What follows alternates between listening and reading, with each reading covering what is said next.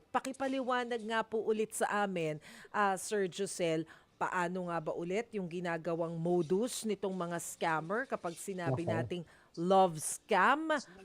Paano nila Okay. sinisimulan itong panloloko? Okay. So, kahapon po, ito na yung ika-third year, ikatlong taon namin kung saan, gumagawa tayo ng anti-love scam campaign. Ito yung Unmatched PH ng Scamwatch Pilipinas. Kasama po natin dito yung Cybercrime Investigation and Coordinating Center, kung saan gumawa po kami ng mga profile ng mga love scammer. Kasi ang kung dati nung unang panahon yung mga kaedad ko, pinapatulan natin yung mga pen pal at kanina narinig ko nga yung phone pal, 'di ba? Hindi natin 'to makakakilala. Eh, Very 'di ba, matanda hinahanap yung natin phone 'to sa pal, mga 'no? dyaryo. Oo, 'di ba, hindi na alam ng mga Gen Z 'yan. Eh, Oo. ngayon medyo accessible na lahat, 'di ba, may dating app ka na. Ang problema sa dating app, kalahati, okey, karamihan ng mga profiles do'n hindi mga totoong tao, mga peke, okey? Na akala mo 'pag naka-match mo, super ganda, super gwapo, yun na, 'di ba? So dito namin ngayon ginawa kasi yung love scam, ito yung entry point sa investments kami. Hindi ka rito hihingan ng 100, 500, 'di ba? Malakihan 'to. Kasi yung investment scam, lalo na yung mga crypto, gold at foreign exchange, kapag may lumapit sa'yo at nag-offer ng gano'n, hindi ka naman magbibigay ng pera at mag-i-invest, eh. So ang ginagawa ng Hmm. mga scammer na 'to, pinapaibig muna at Mm. mahuhulog yung loob. Kanina na nabanggit niyo, yung mga profiles po ng mga scammer, hati yan sa dalawa. Oh. Yung una, yung individual. Yan po yung mga nahuhuli ni na Teniente Warren. Okay, ni na Teniente Warren ng Mm. PNP-ACG. Kasi Mm. hindi po sila gano'n ka-equipped to protect themselves. Yung mga individual, yung mga gagamit ng photo, i-scamin ka para makakuha. Mamaya i-discuss natin yan. Mm. Sila po yung Mm. nahuli. Meron naman po tinatawag na organized crime. So dito nung 2024 ang sinasabi po namin, para ma-safe ka sa dating app, video call mo agad. Eh, Oo. kaya lang po last year, si former, NBI Director Jimmy Santiago, meron silang na-raid na scam hub sa Makati. Mm. Pumupo si Jimmy Santiago, si Director Santiago, dun sa computer. Yung screen sa computer, naging babae siyang maganda. Hmm. Sabi namin, so Mm. hindi na effective yung video Video call. call. Okay, so kaya ang ginawa namin ngayon, dito ngayon 2026, kasama ang Cybercrime Investigation and Coordinating Center, nag-focus kami do'n sa AI. So nandiyan pa rin yung profile ng mga love scammers, nandito Oo. yung mga profile ng mga victims, at ito yung mga modus operandi nila. So Hmm. dito kahapon, ni-revisit natin yung tinatawag nating, love scammer profile. Yung pinakauna Okey. rito, ito yung sad boy, sad girl. Ito yung mabilis mahuli. Kasi Hmm. ito yung mga nakikita mo lang sa dating app na hindi pa kayo nagkikita, 'di ba? Nag-match kayo, Oo. nagkakilala kayo. And then one day, habang nagkakakilanlan kayo sa chat, biglang magkakaroon ng emergency. Ano yung mga emergency to? Nagkasakit yung nanay, nagkasakit yung tatay, uutang na bigla, 'di ba? So Hmm. kapag umutang na 'yan, yun na yung pinaka-red flag ng love scam. Hindi pa kayo nagkikita, pero humihingi na ng pera.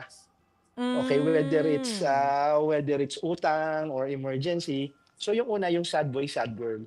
Red Okey. flag diyan, hihingin, sad stories, 'di ba? Mm. Mga malulungkot na kwento, emergencies, lahat. Okay, at Oh. uutang. Yung Uh-huh. pangalawa naman, yung tinatawag na seducer. Yung Okey. seducer, ang binibiktima nito karamihan kalalakihan. Kasi kapag let's say Oh. may naka-match ka na super ganda, may nag-match sa'yo na super ganda, Oh, at super sexy na mala-model at artistahin, medyo kikiligin ka, 'di ba?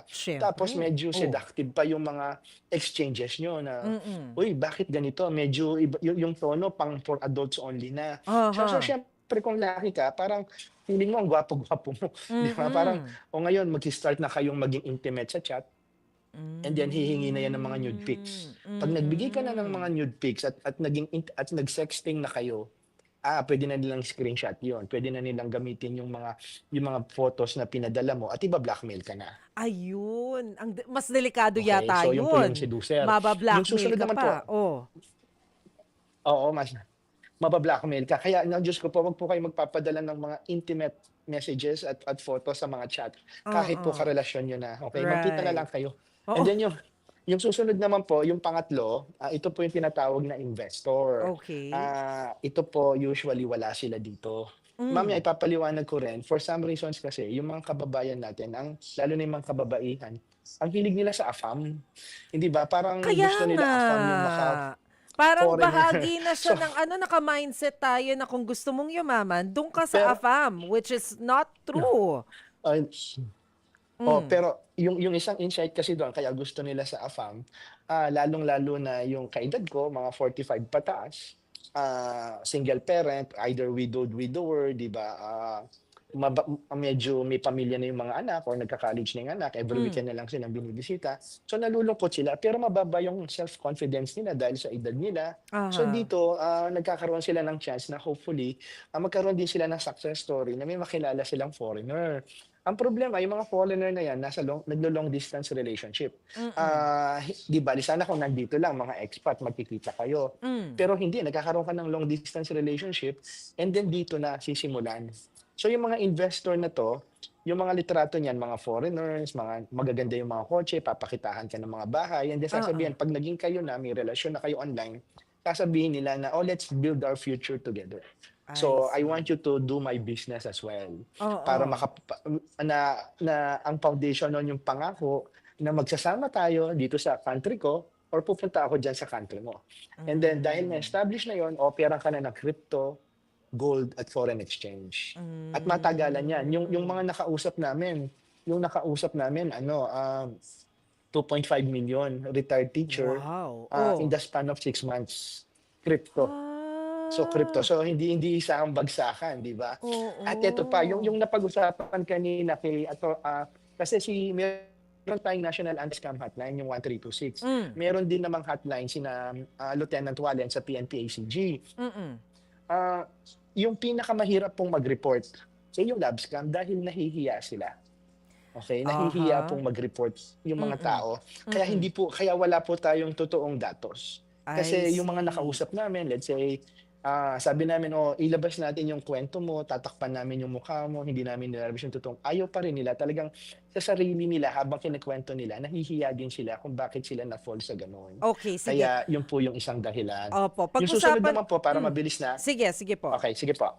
Go ahead, sir. Yung susunod yung susunod serviceman, gano'n din mga karamihan 'tong mga military, target din yung same age, 'di ba? Pero ito hihingi naman ng tulong or magpapadala ng pera sa'yo ng cash at kukunin mo siya na iya. Huwag niyo pong kukunin 'yon kasi money laundering na po 'yon. At the same time baka scam money po yung pinadala sa inyo.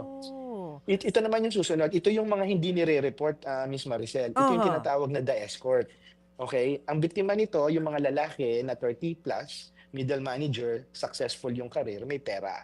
Mm. Ang naghahanap sila ng panandaliang aliw, 'di ba? So, minsan nahahanap nila ito sa dating app. Ang problema dito 'pag nag-match na kayo, ang sasabihin kaagad nung naka-match mong escort, "Oh, eto yung presyo ko." Sabihin na nating 5,000, Mm. pero bago kayo magkita, mag-down payment ka muna ng 2,500 and then Mm. magkita tayo sa hotel na 'to.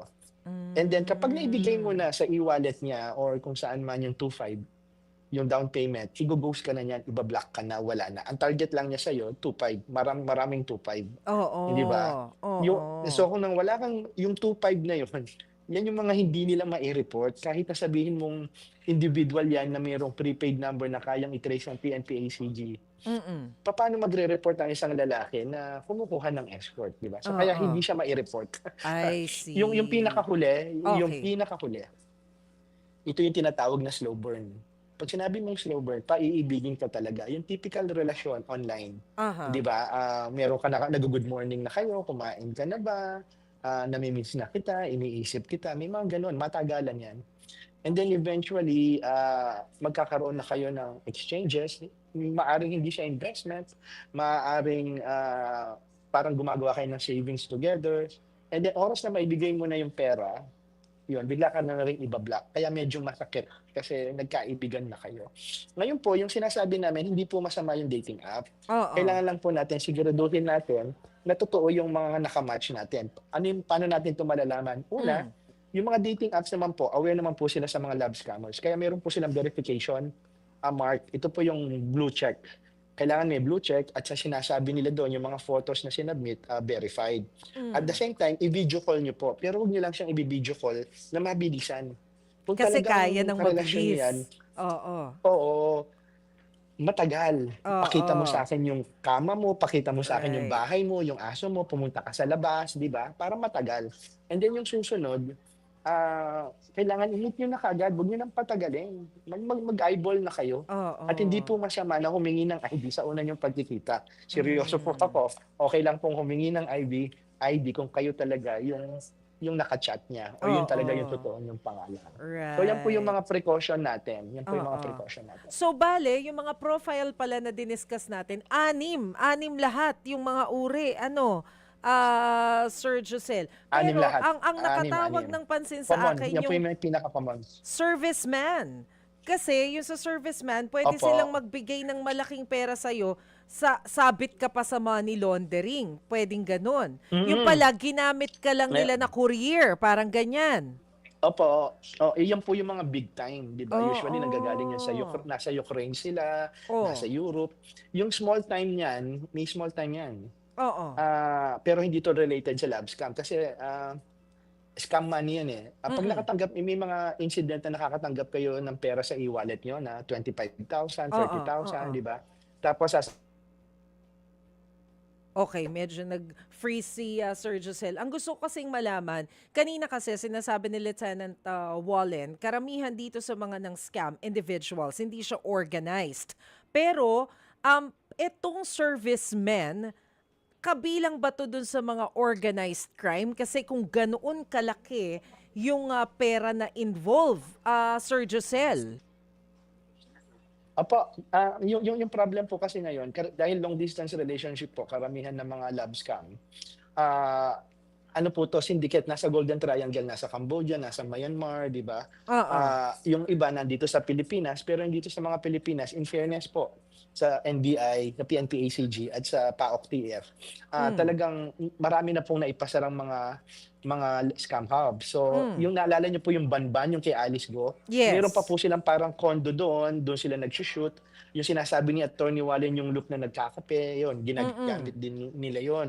Yung nasa record po kasi ng PNP-ACG, ito po yung mga latak, meaning hindi na po sila protected ng isang malaking system.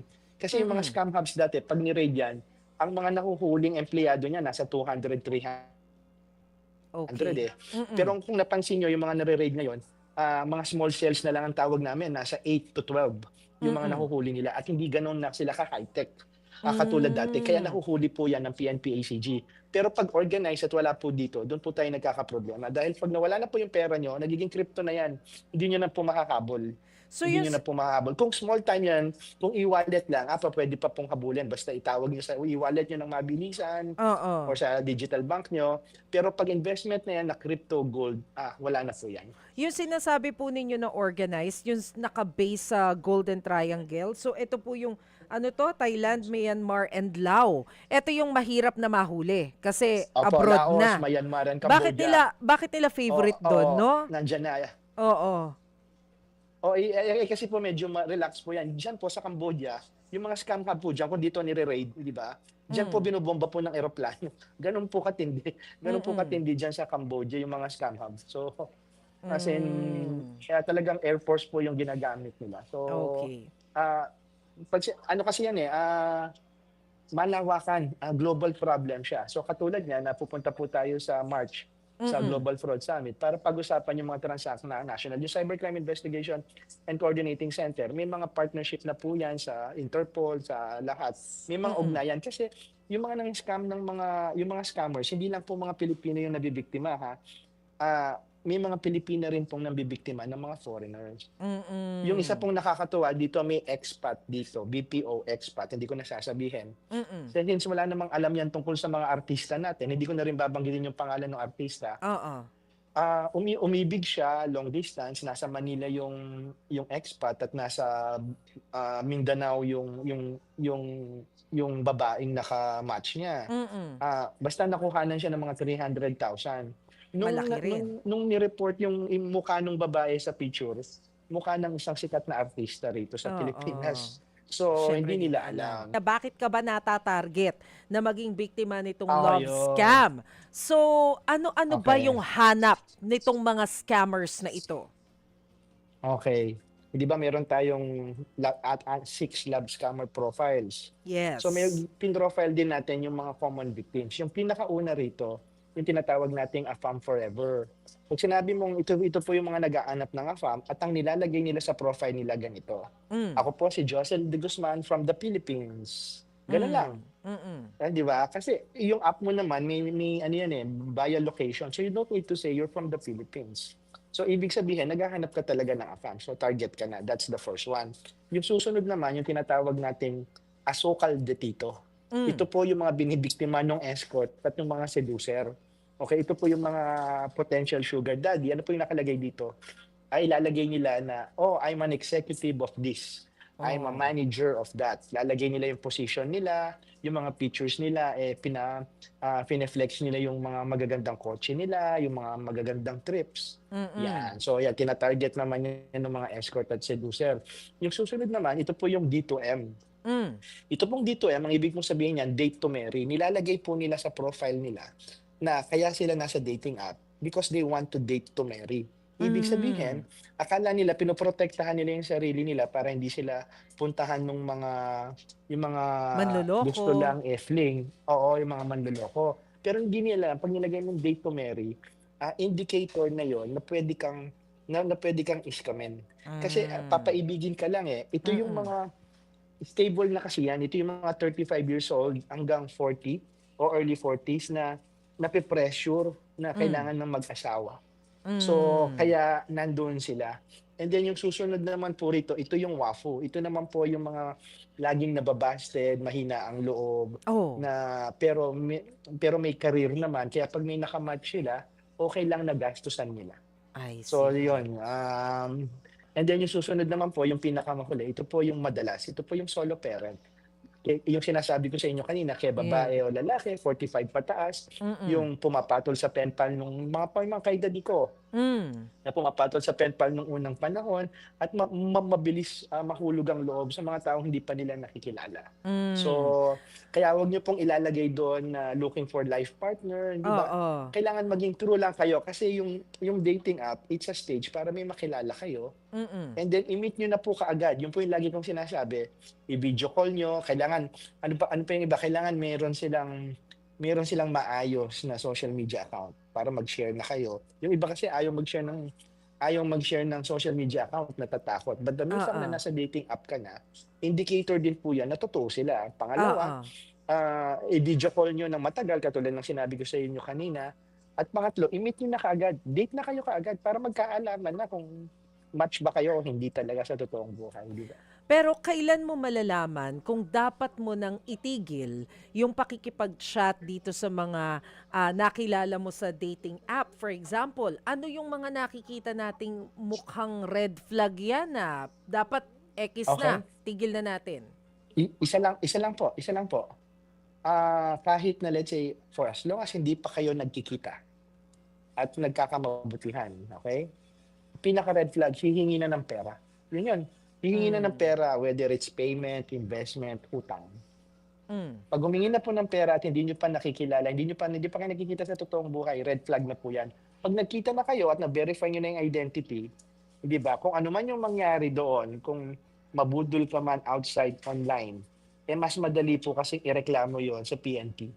Kesa po hmm. dito, ang iniiwasan po ng kampanya natin, makaiwas doon sa mga peking account na hindi totoong tao. Oo. So, sige po, ano yung dapat nilang gawin kung halimbawa nararamdaman nila na parang scammer 'tong kausap ko, Although, kahit na sabihin mo Ah, na yung punto na yun, wala pa naman siyang inilalabas na pera.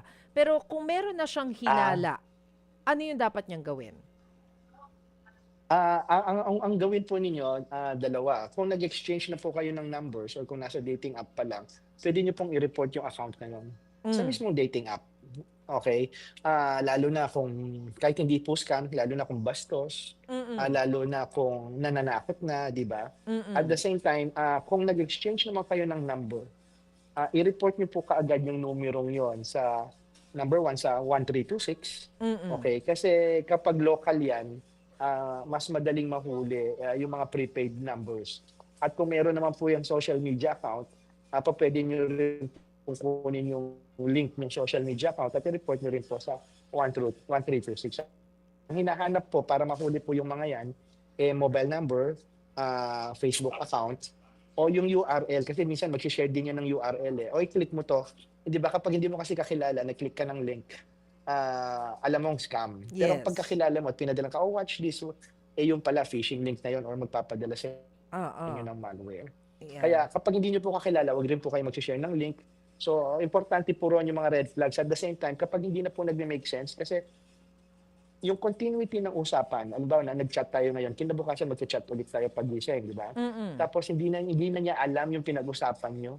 So, ibig sabihin, iba na po yung ka-chat niya. Oh, puwedeng gano'n ano? Isa pa, Sir Josel, kanina may nakuwento rin ako dun sa mga viewers Opo, natin kasi kung how oo, kasi organized ba, ah, yung, how to identify yung AI. Kasi wala. may nabanggit sa akin dati sina, Sir Mon Isberto na kapagka too perfect yung skin, most likely AI yan. Pero baka po meron kayong Okay. maidagdag kung paano maa-identify na mukhang AI 'tong kausap ko.